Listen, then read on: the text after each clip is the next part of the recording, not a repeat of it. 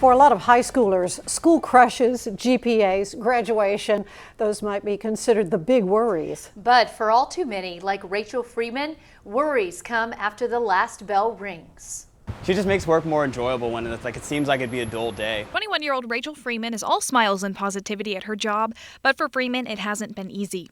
In high school, from the first bell to dismissal, everything seemed normal, but beyond school doors, the question of where to sleep and how to pay bills. I got a job at Wingstop, so I was working 38 hours and going to school. Yeah, so I would work from 5 to close, which was 12 a.m. at Wingstop. At 17, when most look forward to prom and graduation, Rachel was homeless. Early on, she struggled to belong after losing her mother at just 9 days old. Growing up, I was an angry kid. Right after my dad died, I was mad at God, because I'm why you took not one but both of my parents. And the reality of sex trafficking for vulnerable youth and addiction for students lacking stability and supportive parents.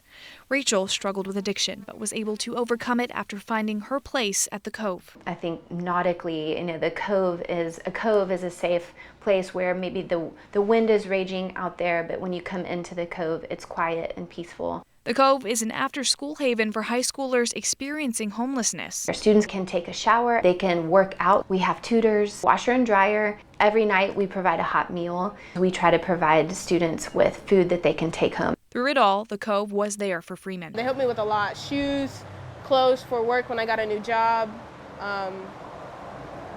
Whatever I needed, I knew that I could express my need. With what could have been a close call. If I wouldn't have never went to the Cove, I wouldn't have never met all these people that set up things in my life. So yeah, I'd probably be strung out somewhere or something. Now, she inspires those around her. Looking at her and her life and the person she is today is inspirational for me, knowing that no matter what I go through, I can still come out of it a better person. Work, push, and don't give up on yourself. You got this. What a great message.